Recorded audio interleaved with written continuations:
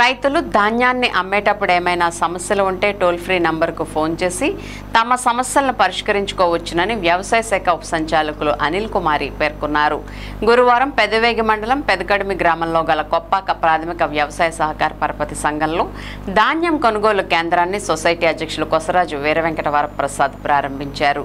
ఈ కార్యక్రమానికి ముఖ్య అతిథిగా విచ్చేసిన అనిల్ కుమారి మాట్లాడుతూ రైతులకు ఎటువంటి ఇబ్బందులు తలెత్తకుండా సొసైటీల ద్వారా ధాన్యం కొనుగోలు చేయడం జరుగుతుందని అన్నారు. కూటమి ప్రభుత్వం రైతులకు సకాలంలో ఎరువులను అందించడమే కాకుండా ధాన్యం కొనుగోలు కేంద్రాలను ఏర్పాటు చేసి రైతులకు దళారులతో ప్రమేయం లేకుండా చేయడం జరిగిందని గ్రామ సర్పంచ్ కొసరాజు బలరామకృష్ణ చౌదరి పేర్కొన్నారు.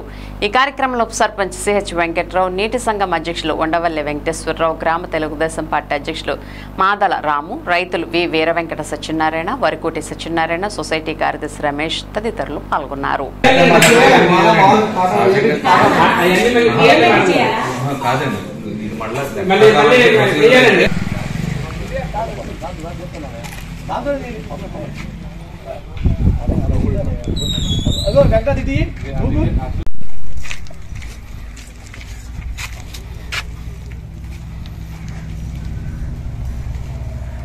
లేకుండా చూసుకోవాల్సినటువంటి అవసరం కూడా ఉంది.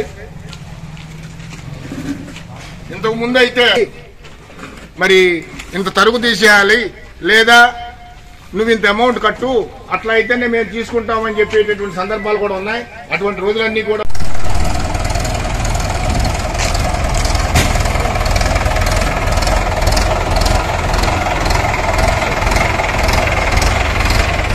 మళ్ళీ ఏం చేయాలి అని అంటే మీరు రీషెడ్యూలింగ్ కూడా చేస్తారు. 7 రోజుల వరకు షెడ్యూల్ ఉంటుంది.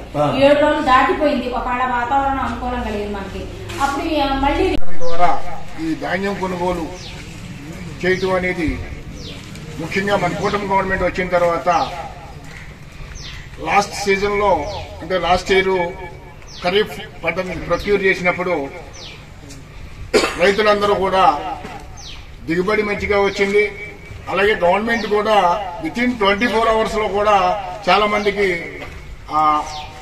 ధాన్యం తాలూకు అమౌంట్ వాళ్ళ బ్యాంక్ అకౌంట్లోకి వేయటం మూలంగా రైతులు చాలా ఆనందంగా చాలా హ్యాపీ ఫీల్ అవడం జరిగింది. గత సంవత్సరం మధ్య దళాలు ప్రమేయం లేకుండా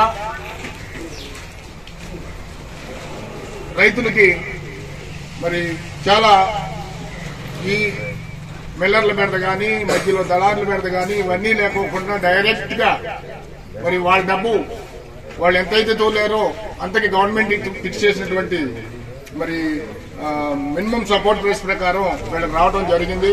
చాలా ఆ విషయాల్లో మన కూటమి గవర్నమెంట్ ని మరి చాలా సమర్థవంతంగా లాస్ట్ సీజన్ లో చేశారని చెప్పి మనం మరి మెచ్చుకోవాల్సిన అవసరం, అప్రిషియేట్ చేయాల్సిన అవసరం ఉంది.